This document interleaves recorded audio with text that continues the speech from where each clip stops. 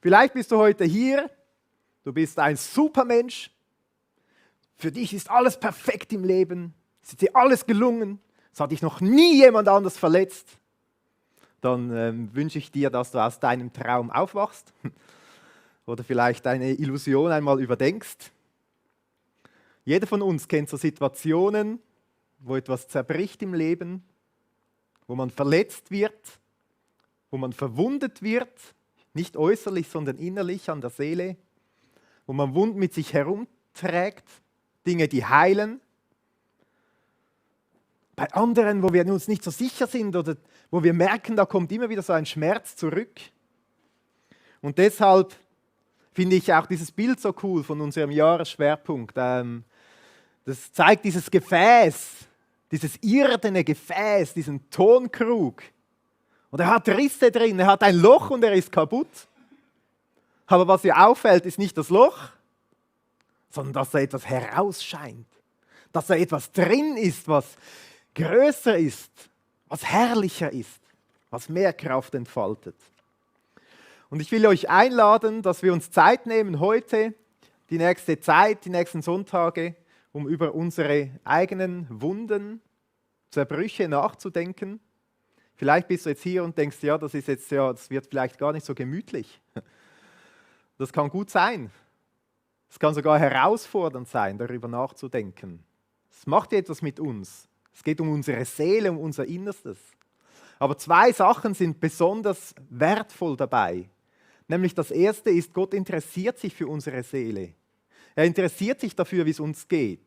Er will nicht, dass wir einfach immer am Sonntag unser Sonntagslächeln herauskehren und wenn wir beten, die schönsten Worte brauchen, sondern er will, dass wir mit unserer Seele zu ihm kommen und unsere Seele vor ihm auch ausbreiten. Wenn wir die Psalmen lesen, die sind von vorne bis hinten fast voll damit, wie Menschen zu Gott kommen und ihre Seele bei Gott ausschütten. Und da ist ja wahnsinnig viel Zerbruch drin. Und das Zweite dabei ist, es ist ja eine wunderbare Chance.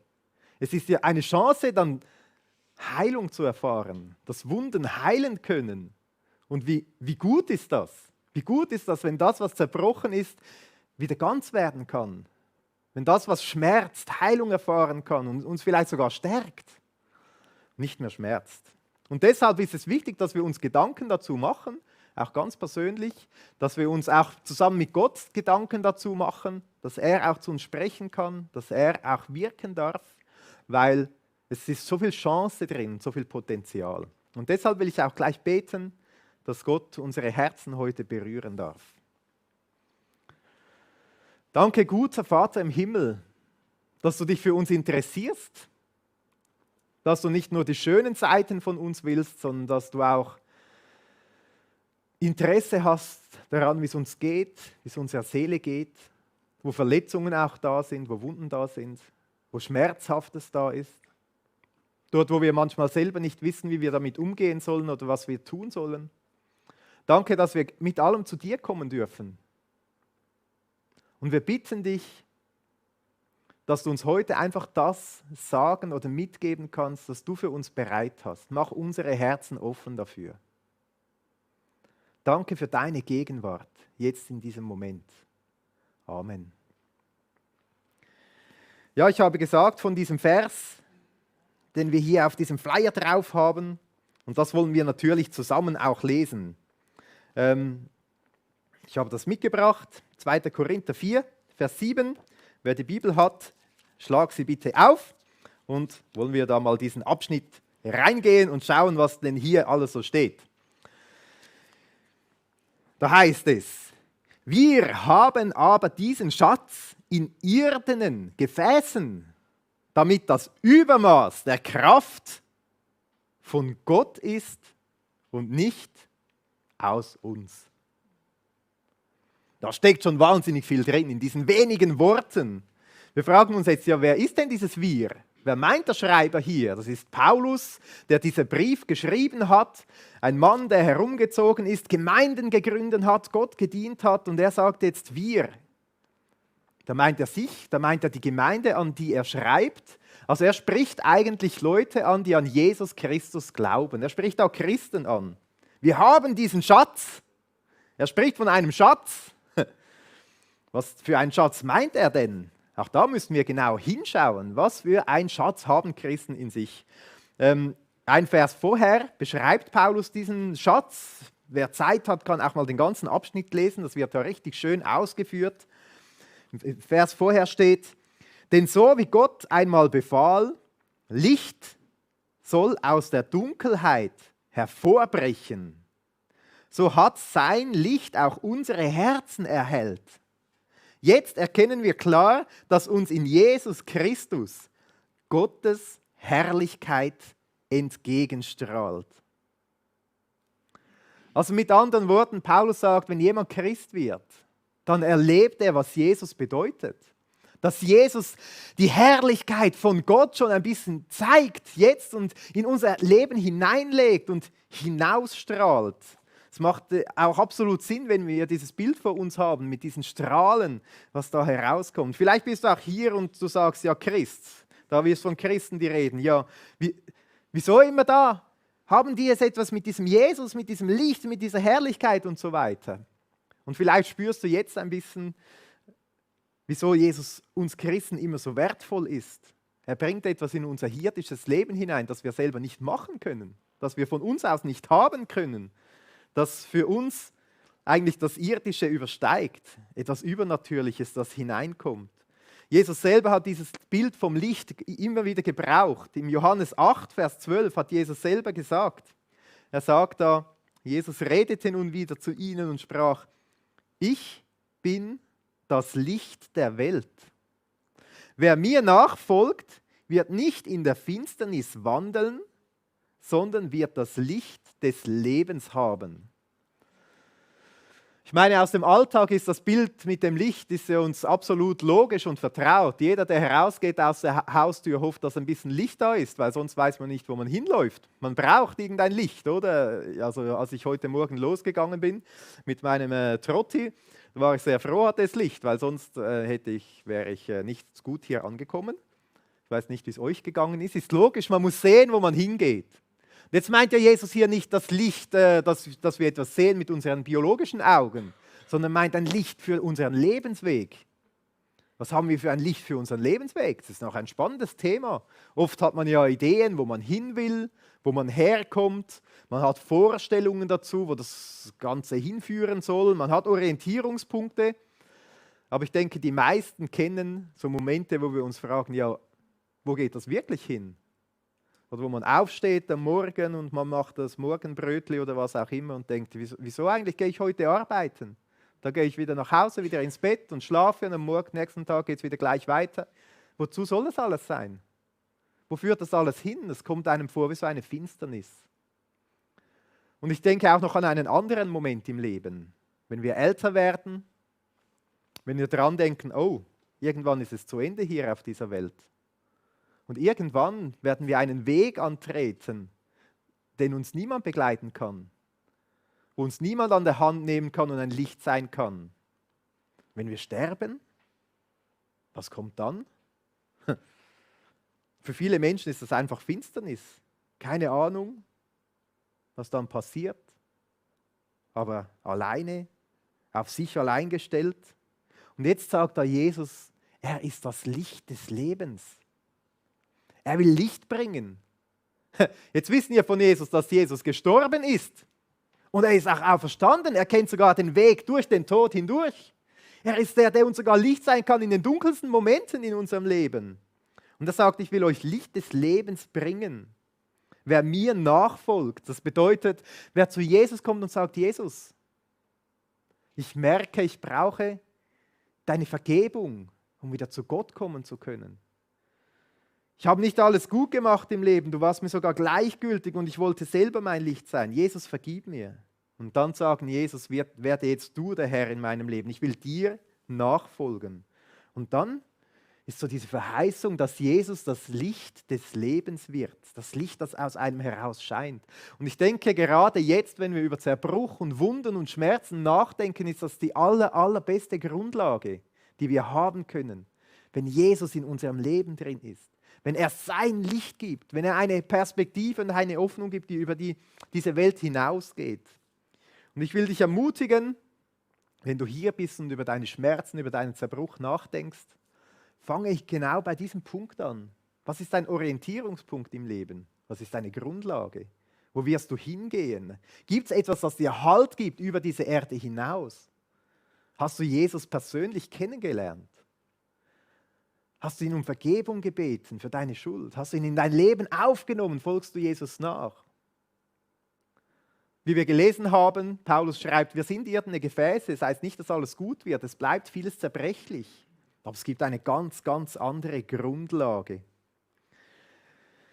Und jetzt, wenn wir es hier so lesen, Paulus schreibt, wir haben da eine Grundlage, wir haben etwas in uns, aber dieser Schatz ist in irdenen, zerbrechlichen Gefäßen. Wie fühlt sich das an? Genau diese Spannung erleben wir sehr gut bei Paulus, wie er sie beschreibt. Nämlich Paulus beschreibt, wie er Schreckliches erleben muss, aber wie dabei er auch erlebt, wie etwas in ihm drin ist, das stärker ist. Wir lesen einmal weiter, 2. Korinther 4, ab Vers 8, wie es dort weitergeht. Da heißt es, in allem sind wir bedrängt. So dieses Irdene. Es gibt Bedrängnis. Aber nicht erdrückt. Also es gibt trotzdem einen Halt. Keinen Ausweg sehend. Aber trotzdem nicht ohne Ausweg. Verfolgt. Aber nicht verlassen. Niedergeworfen. Aber nicht vernichtet. Alle Zeit das Sterben Jesu am Leid herumtragend, damit auch das Leben Jesu an unserem Leibe offenbar wird. Denn ständig werden wir, die Lebenden, dem Tod überliefert, um Jesu willen, damit auch das Leben Jesu an unserem sterblichen Fleisch offenbar wird. Es ist ja absolut spannend, wie Paulus das hier beschreibt. So diese Zerbrüche, diese Schwere, diese Verletzungen, aber trotzdem irgendwo auch ein Halt. Und dann beschreibt er ja noch mehr. Er beschreibt, dass das für ihn ist, als würde er die Leiden von Jesus irgendwie selber an seinem Leib mittragen. Also Paulus hat hier noch eine ganz andere Perspektive. Er sagt, in seinem eigenen Leid, in seinem eigenen Schmerz trägt er ein Stück weit das Leiden von Jesus mit. Man muss aber hier wissen, Paulus hat vieles von diesem Leid und Schmerz erfahren, weil er so konsequent Jesus nachgefolgt ist. In seinem Dienst, wo er die gute Botschaft von Jesus zu den Menschen gebracht wurde er ausgegrenzt und gesteinigt und überlebte trotzdem und hat Schiffbruch erlitten und weiß auch nicht, was für schlimme Dinge alles.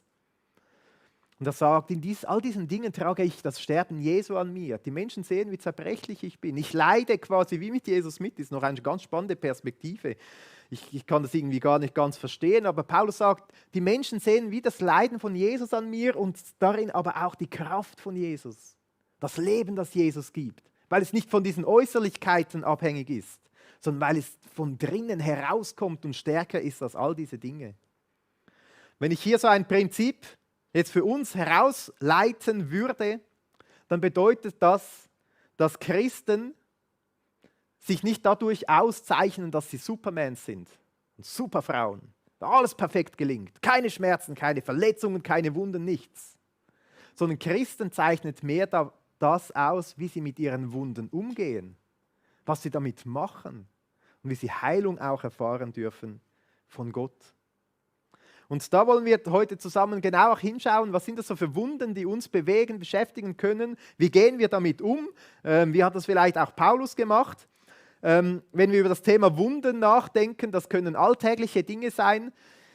Es können aber auch Dinge sein, die wir schon lange mal erfahren haben, aber die uns immer noch schmerzen. So an körperlichen Wunden sieht man das sehr gut. Also ich denke, die meisten von euch hatten schon sehr viele Verletzungen am Körper im ganzen Leben. Also wenn ich denke, wie viel Mal ich auf die Nase gefallen bin als Kind und Schrammen geholt habe und Zeug und Sachen und dann blutet es und ein Pflästerli kommt drauf und dann heilt es wieder und heute ist es vorbei und vergessen. Niemand erinnert sich an all diese kleinen Wunden, die man irgendwann gehabt hat, weil sie sind verheilt, sie sind vorbei und es ist gut. Dann gibt es gewisse Wunden, die hinterlassen Narben. Ich habe mir mal in der Teenie-Zeit Holz gespalten und da habe ich so einen Prügel gehalten und mit dem Beil draufgeschlagen und habe nicht ganz gezielt. Getroffen habe ich schon, aber meine Hand. Und bis heute habe ich hier eine Narbe. Sie schmerzt nicht, ich kann draufhauen. Es ist verheilt, es ist alles gut, aber ich sehe es noch. Es hat Spuren hinterlassen, sage ich mal. Es ist nicht so, dass mich das irgendwie beschäftigt. Im Gegenteil, wenn ich das sehe, weiß ich jedes Mal, wie ich Holz spalten soll. Ich habe sogar etwas gelernt daraus. Also es kann sogar hilfreich sein. So ist es auch in der Seele. Es gibt Wunden, die hinterlassen Spuren, Prägungen, die vergisst man nicht einfach, aber es ist verheilt, es schmerzt nicht mehr, es ist gut. Es ist vergeben, es ist Versöhnung, was auch immer. Und dann gibt es aber auch Wunden, die bleiben. Die bereiten uns Schmerzen. Vielleicht etwas von gestern, wurdest du verletzt und es schmerzt dich heute, wenn du daran denkst. Aber es kann auch sein, dass du 100-jährig schon bist. Ich muss für den Livestream schauen. Heute ist hier niemand, der 100 ist, aber zu Hause vielleicht. Und es gibt etwas aus deiner Kindheit, an das du immer noch denkst. Und wenn du daran denkst, kommen Schmerzen hoch. Und so Gefühle vom Verletztsein. Das können Dinge sein, die liegen extrem weit zurück und sind noch nicht verheilt. Das gibt es beim Körper ja auch. Und ich habe, um das heute wie ganz deutlich zu machen, 2 Beispiele herausgenommen. Ich habe mir bewusst 2 Beispiele überlegt, die so nicht vorgekommen sind. Also ich kenne die nicht, ich habe die herausgefunden, weil es sind ja oft sehr persönliche Dinge, die dann sind, die einem auch in der Seelsorge begegnen, über die man spricht. Deshalb 2 ganz fiktive Beispiele. Vielleicht das erste spricht mehr Männer an, das zweite mehr Frauen, kann aber auch genau umgekehrt sein. Die Seele ist ja oft sehr lebendig und wird getroffen, wo wir es manchmal gar nicht erwarten. Also ein erstes Beispiel ist der Thorsten. Der Thorsten war nämlich nicht so gut in der Schule und der wurde da auch, hatte einen dummen Lehrer ein bisschen, der wurde schlecht behandelt und ungerecht. Und einmal hat er so ein Erlebnis in Erinnerung, das hat er nicht mehr vergessen bis heute. Und zwar hat er ein Lieblingstier, die Giraffe, und hat über diese Giraffe mal einen Vortrag gemacht. Mussten die Vorträge machen und so. Und er hat sich so ins Zeug gelegt, seine ganze Leidenschaft hineingegeben und hat da herausgesucht und war so fasziniert von seinem Lieblingstier und so weiter. Das sind ja auch sehr faszinierende Tiere. Und hat dann diesen Vortrag gemacht und war so richtig begeistert und hat dann vom Lehrer eins auf den Deckel gekriegt. Wurde kritisiert. Und er erinnert sich an diesen Moment zurück und jedes Mal, wenn er daran denkt, kommen so Gefühle hoch von Zurückweisung, so Minderwertigkeit. Was ich mache, ist nichts wert. Da gibt es gar nichts Gutes dran. Verletzungen. Oder ein zweites Beispiel, die Ingrid. Das war ein Teenager-Mädchen, hatte eine ältere Schwester und die hatte plötzlich einen neuen Freund. Und die Ingrid war ein bisschen traurig, dass sie noch niemanden gefunden hat. Und dann hat die ältere Schwester mal so mehr einfach im Schwatzen halt gesagt, ja, vielleicht musst du halt ein bisschen abnehmen. Dann haben die weitergeschwatzt, aber dieser Satz ist hängen geblieben. Und die Ingrid steht vor dem Spiegel und denkt, wieso bin ich so hässlich und die ist so schön? Niemand will mich haben. Und es kommen so Gedanken, Verletzungen. Ein Satz, den Ingrid mitträgt bis heute. Das sind so Gefühle, die hochkommen können. Vielleicht kennst du diese auch. Wenn wir weiter im Abschnitt lesen, beschreibt Paulus auch, wie er sich manchmal fühlt. Am Vers 13 heißt es, zum Kehricht der Welt sind wir geworden, zum Abschaum aller bis jetzt. Vielleicht kennst du auch so Gefühle, wo du denkst, eigentlich bin ich nicht viel mehr wert als Müll, Abfall. Es kommt so dieses Dreck in einem hoch und wühlt einem auf, man weiß nicht so genau, was damit machen. Und das finde ich eigentlich, ich bin so dankbar, dass die Bibel so ehrlich ist. Ich finde das faszinierend. Also die Bibel sagt nicht, hey Leute, werde Christen, dann ist immer alles gut und so weiter, sondern sie zeigt uns, wir leben in einer gefallenen Schöpfung, nennt die Bibel das. Wir leben in einer Welt, in der nicht mehr alles in Ordnung ist, in der es Verletzungen gibt, in denen es Wunden gibt, in denen es so Emotionen gibt. Das ist sehr ehrlich, die Bibel. Also das fasziniert mich immer wieder, wenn ihr die Bibel nicht so viel lest, dann nehmt ihr hervor und schaut, wie die Leute hier darüber schreiben, so ehrlich über diese Dinge. Man hat immer das Gefühl, als Christ muss man, weiß auch nicht, wie genial sein, aber vielleicht sollte man einfach ehrlich sein. Aber die Bibel zeigt ja auch verschiedene Dinge, wie wir damit umgehen sollen, dass wir genau damit auch zu Jesus gehen dürfen. Und einfach, um das ein bisschen einzuordnen, es gibt wie 3 verschiedene Möglichkeiten, wie wir mit Wunden umgehen können. Es gibt nämlich die einen, die sind so verwundet und die werden dann selber zu Verwunder, dass sie andere Menschen verwunden. Die Seele reagiert irgendwie so, vielleicht um zu kompensieren, so im Sinn von, ja, mein Chef kritisiert mich immer, dann kritisiere ich weiter. Und oft ist das dann sogar im nächsten Umfeld, dass man beginnt, Leute zu verletzen, dort, wo man selber verletzt ist. Wenn der Chef mich kritisiert, dann kritisiere ich halt zu Hause meine Frau, meine Kinder, meine Eltern. Oder vielleicht ist das auch, um sich selber zu schützen. So im Beispiel von Ingrid. Jetzt hat die halt keinen Freund gefunden, aber sie versucht auch gar nicht mehr. Sonst wird sie ja nur wieder verletzt. Sonst hat sie nur wieder das Gefühl, sie sei zu dick, sie sieht nicht schön aus, was auch immer. Und das zweite Beispiel wäre vielleicht, zweite Art damit herumzugehen, genauso wie ich es beschrieben habe, ist, dass man versucht, bewusst so Situationen zu vermeiden, wo das wieder hochkommt, wo man wieder verletzt wird. Zieht sich zurück, sucht keinen Kontakt mehr, ist vielleicht alleine mit sich und dem Spiegel dann. Also es gibt Leute, die gehen mit Wunden so um, dass sie dann andere verletzen, genau in diesen Punkten. Es gibt Leute, die gehen damit so um, dass sie alles vermeiden, wo das irgendwie hochkommen kann. Und es gibt die dritte Variante, es gibt Leute, die werden geheilt an diesen Wunden, von diesen Dingen. Und das ist natürlich wunderschön, dass wenn die Wunden wie nicht mehr aufgekratzt werden. Der Paulus beschreibt das auch im 2. Korintherbrief ganz am Anfang, das ist fantastisch. Er schreibt hier, in allen Schwierigkeiten tröstet er uns. Damit meint er Gott. Damit wir andere trösten können. Wenn andere Menschen in Schwierigkeiten geraten, können wir ihnen den gleichen Trost spenden, wie Gott ihn uns geschenkt hat. Also Paulus sagt, er geht mit seinen Wunden zu Gott und Gott tröstet ihn. Wunderbar. Und er hat sogar noch eine Perspektive weiter. Da werden wir dann im Verlauf von dieser Serie auch darüber nachdenken. Er sagt, das ist sogar gut, weil jetzt können wir andere Menschen auch trösten, die in demselben Leid drin stehen. Das ist noch eine weitere Perspektive, nicht nur geheilt werden, sondern selber zum Heiler ein Stück weit werden, dass man andere Menschen auch unterstützen kann, heil zu werden. Interessant, wie das der Paulus hier sieht. Und ich will heute ganz konkret 4 Schritte sagen, wie man mit unseren Wunden umgehen können. Vielleicht ist dir schon etwas in den Sinn gekommen, vielleicht auch nicht. Was mir ganz wichtig ist, dass man nicht wieder alte Wunden, die eigentlich schon geheilt sind, wieder aufreißt. Es kann natürlich sein, dass man jetzt über etwas beginnt nachzudenken und dann beginnt zu grübeln und so weiter und eigentlich ist es geheilt, dann sollte man es auch so lassen und vielleicht eher eine gute Lotion drauf tun oder so, aber sicher nicht aufkratzen, dass es wieder beginnt zu schmerzen. Also wenn etwas geheilt ist, dann grübelt nicht darüber nach und sucht verzweifelt, dass man da noch eine Wunde draus machen kann. Im Gegenteil, dankbar sein und geheilte Wunden geheilt lassen. Aber ich will euch auch unbedingt bitten, ehrlich zu euch selber zu sein und zu schauen, wo gibt es vielleicht was, das mir immer wieder hochkommt zur Situation oder so. Ehrlich sein und hinschauen. Gibt es da Wunden, die nicht verheilt sind? Und das Dritte, was mir ganz wichtig ist, auch in diesem Zusammenhang, schnell denkt man, ja, das ist jetzt aber eine gute Sache. Meine Frau zu Hause, die sollte das jetzt hören und umsetzen. Ui, die Wunden, die da im Leben sind.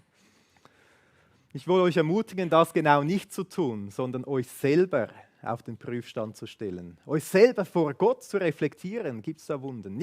Es geht nicht um die anderen Menschen heute, sondern es geht um mich, um dich. Dass du selber vor Gott kommst und sagst, gibt es da was, das zu prüfen ist, das zu heilen ist, wo Gott vielleicht genau heute einen Heilungsprozess starten will. Der erste Schritt ist der Verantwortung übernehmen. Das bedeutet, dass man sich eingesteht, okay, gut, ich habe da eine Wunde, dass man nicht denkt, ja, ich bin einfach das arme Huscheli und die anderen sind die Bösen, die mir das angetan haben und ich muss jetzt darunter leiden, so im Sinn, dass ich einfach das Opfer bin, sondern dass ich sage, ich will Heilung erfahren. Ich übernehme hier Verantwortung, ich will Heilung erfahren. Ich will dann nicht das Opfer bleiben, sondern ich will geheilt werden und dann entsprechend auch Schritte einzuleiten. Ich habe dieses Buch auch hinten aufgelegt, Das Geheimnis deiner Stärke. Da hat es ein paar ganz spannende Hinweise, wie man prüfen kann, wo man Verletzungen mitträgt. Und ich habe da ein paar Dinge auf dem Handout abgeschrieben. Bewusst, dass man das mitnehmen kann und vielleicht auch mal in der Stille das durchlesen kann und überprüfen kann. Verantwortung übernehmen und dann hat es hier 2, 4, 6, 7 so Möglichkeiten, wo man schauen kann, gibt es so Situationen im Alltag, wo man merkt, eigentlich sind hier Wunden noch vorhanden, die nicht verheilt sind. Also zuerst steht hier, gibt es Situationen, auf die Sie besonders heftig reagieren? Beispiel von Thorsten. Jedes Mal, wenn es um Autoritätspersonen oder um Lehrer geht, wird er richtig verrückt. und hässig und schimpft und sagt, wie dumm die alle sind und ist sowieso gegen alles Schulbildung und gegen alle Vorgesetzten. Und wenn es zum Quali-Gespräch kommt, dann ist er schon 10-mal juristisch vorgegangen.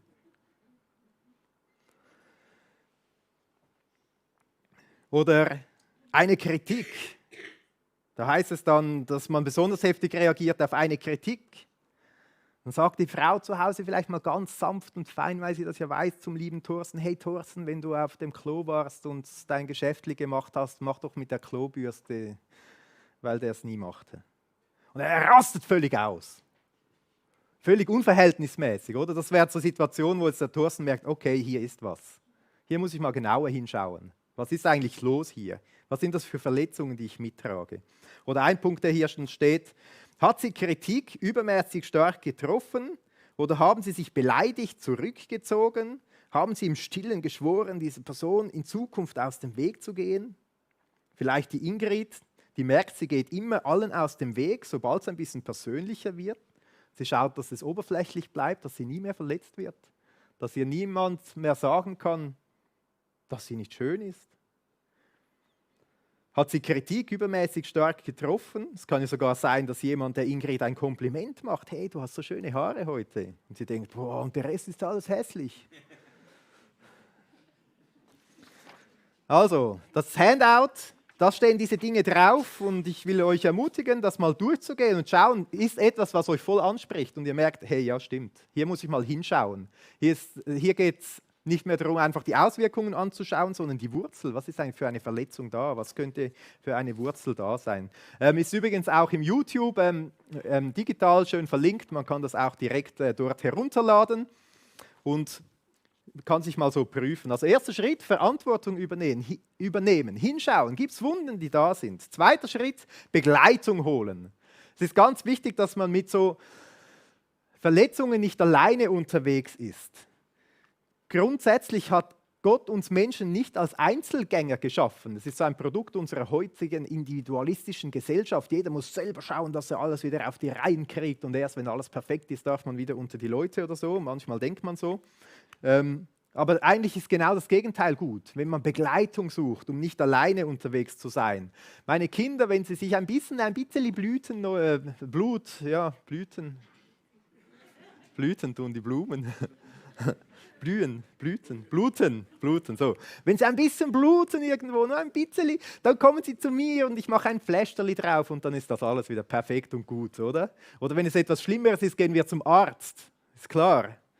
Und auch wenn unsere Seele verletzt ist, müssen wir nicht alleine unterwegs sein. Es kann zum Beispiel sein mit guten Freunden, dass es etwas gibt und das besprechen wir mal auf einem Spaziergang oder so. Und das kann sein, dass das gut ist und reicht. Oder wenn das möglich ist, zu Hause, in der Ehe, in der Familie, dass man was dem Ehepartner anvertraut und sagt, hey, da habe ich was, bitte gib du mir das Pflästerli.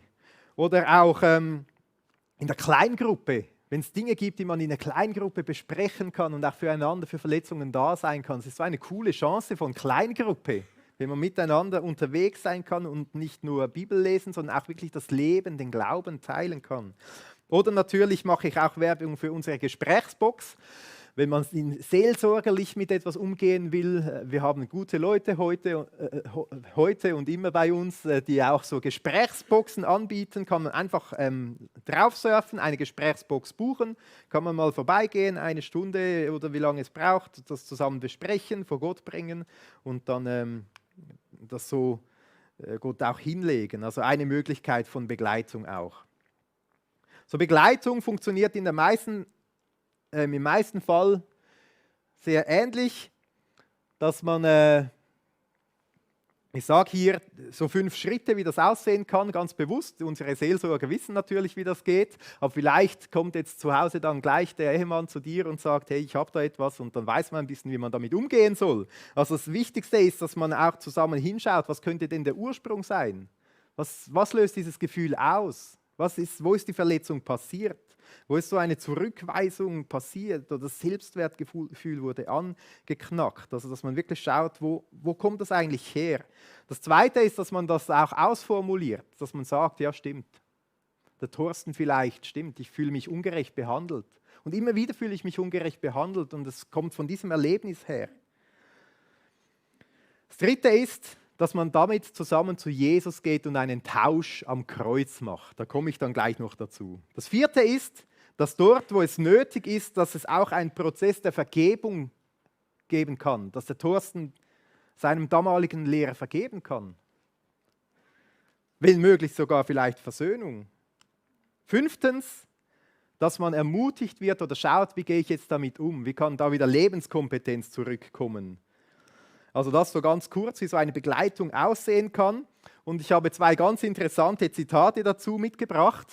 Der Autor von diesem Buch, das ich gezeigt habe, der schreibt, der Erfolg solcher Treffen hängt weniger von ihrem Begleiter ab, als vielmehr von ihrer Lernbereitschaft. Also er sagt eigentlich, ich muss offen sein, ich muss Heilung wollen, ich muss das angehen wollen und dann ist vieles möglich.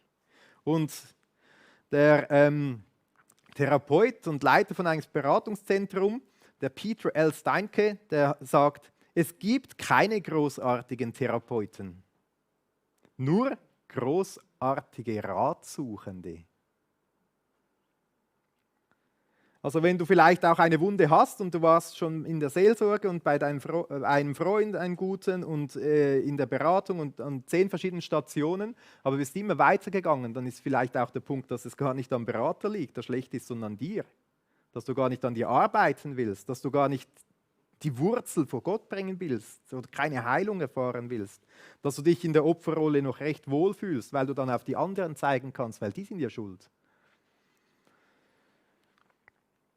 Also Verantwortung übernehmen, Begleitung holen und als drittes die Wunde zu Jesus bringen. Das ist mein absoluter Lieblingspunkt, weil hier wird so vieles möglich. Und es ist ja schon spannend, Jesus, er kennt ja das, er weiß, dass wir irdische Gefäße sind. Er hat selber so viel Leid ertragen. Und es gibt da diese fantastische Stelle im Jesaja 53, wo wir genau darüber lesen können. Jesus als zerbrechliches Gefäß. Er hatte keine Gestalt und keine Pracht. Wir sahen ihn, aber sein Anblick gefiel uns nicht. Verachtet war er und verlassen von den Menschen, ein Mann der Schmerzen und mit Leiden vertraut. Wie einer, vor dem man sein Angesicht verbirgt, so verachtet war er. Und wir achteten ihn nicht. Da wird prophetisch beschrieben, wie Jesus den Weg ans Kreuz und in den Tod hineingeht.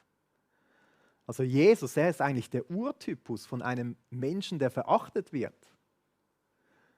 der verlassen wird, der nicht wertgeschätzt wird, dem gar kein Wert entgegengebracht wird. Im Gegenteil, die Leute haben ihn angeschaut und gesagt, man kann das doch nicht ansehen.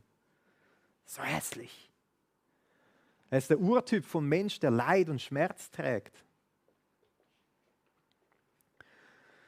Und es ist ja spannend, wie es dann weitergeht, wieso Jesus das alles macht.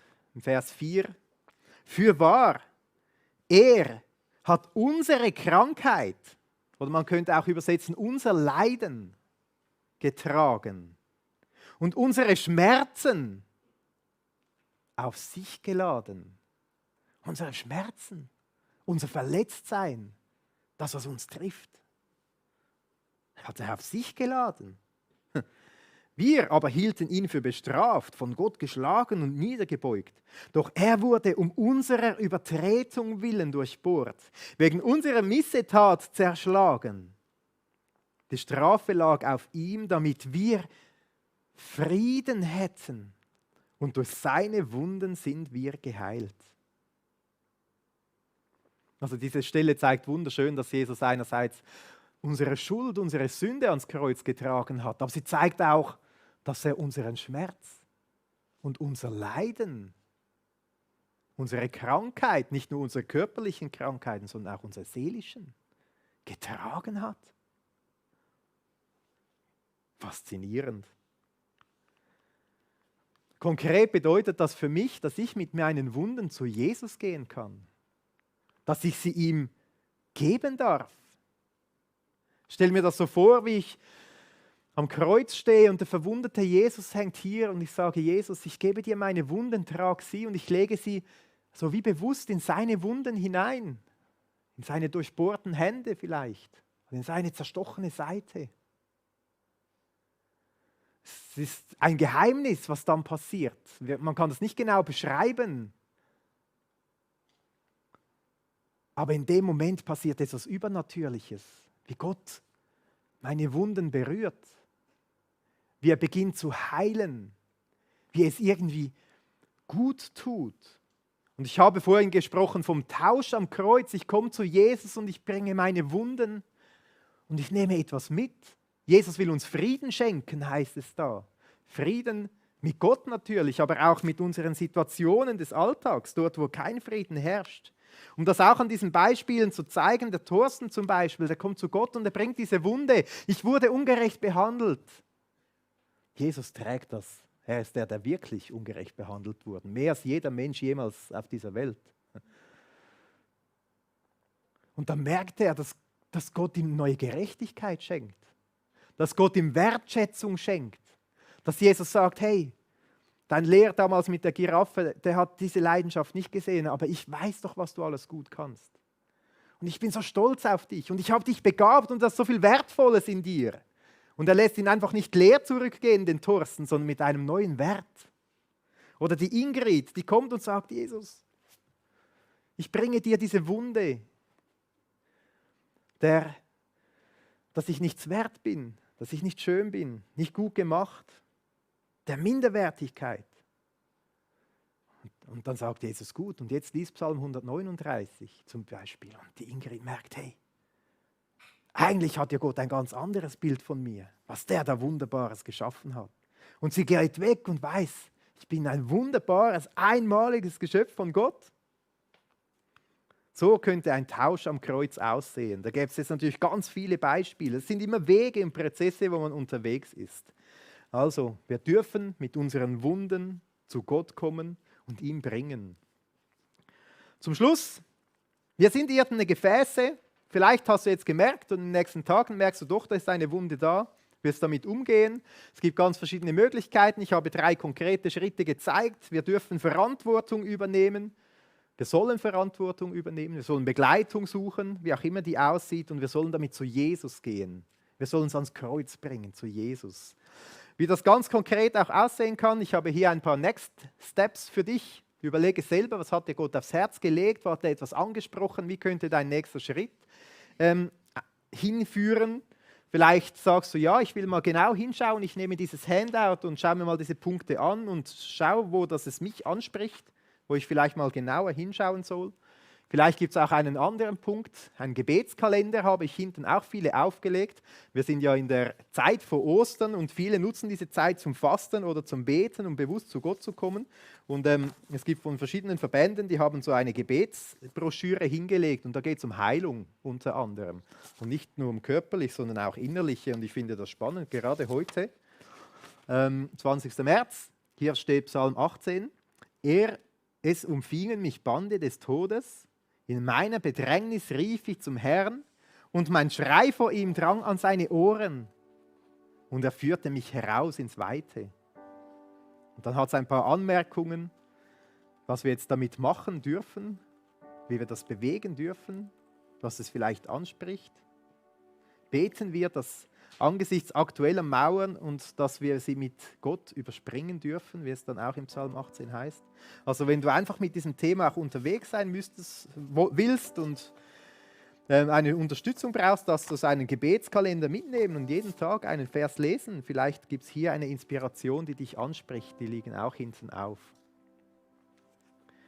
Vielleicht ist dein Schritt auch einfach, dass du das Gespräch mit jemandem suchst. Wir haben nachher auch die Möglichkeit für Ministry Time, wenn du ein Gebet mit jemandem willst, dass jemand für dich betet. Wenn du merkst, du brauchst einfach Kraft für die nächste Zeit, vielleicht gleich in diesem Zusammenhang, um eine Wunde anzugehen, darfst du kommen und wir beten für dich um Kraft für diese nächsten Schritte. Vielleicht aber auch einfach für deinen Alltag, möchtest du Kraft oder Gottes Segen und Führen. Also du darfst gerne kommen, wir beten für dich. Wir bringen zusammen das Anliegen vor Gott, dass er den nächsten Schritt segnen kann. Also das wäre auch gleich eine Zeit dann hier im Gottesdienst, wo wir zusammen beten können. Wir werden auch zusammen gleich dann Abendmahl feiern. Das Abendmahl ist auch so eine wunderbare Gelegenheit, wo wir zu Jesus kommen dürfen und sagen, hey Jesus, du hast deinen Leib gebrochen für mich. Ich bringe dir meine Wunden, weil du hast ja die Wunden getragen. Also nutze dieses Abendmahl heute auch, um bewusst zu Jesus zu kommen und sagen, ich komme mit meiner Zerbrechlichkeit zu dir. Berühre du meine Wunden. Vielleicht ist auch etwas anderes dran. Wir gehen ins Gebet und vielleicht bringst du auch genau deinen Gedanken dann vor Gott. Danke, Jesus Christus, dass wir zu dir kommen dürfen, zu deinem Kreuz, so wie wir sind. Danke, dass wir unser Herz bei dir ausschütten dürfen, dass unsere Seele vor dir nicht verborgen ist, dass du dich für uns interessierst und du kennst uns. Du weißt, was uns bewegt. Du kennst unsere Wunden, unsere Schmerzen, unsere verheilten Wunden. Und du kannst Heilung schenken. Du hast sie getragen, dass wir Frieden haben dürfen. Und wir bitten dich, dass du uns zeigst, wenn irgendwo was da ist in unserem Leben, das Heilung braucht und wir haben es vielleicht verdrängt, auch schon längere Zeit. Dann schenk uns offene Augen. Schenk uns aber auch die Kraft und den Mut, Verantwortung zu übernehmen und damit Schritte vorwärts zu gehen, in einen Heilungsprozess hineinzugehen, uns auch die nötige Zeit zu geben, die es braucht.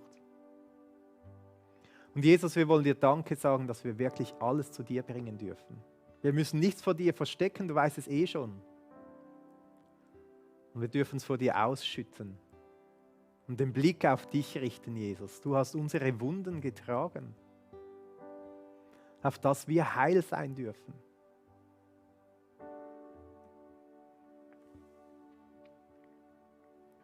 Amen.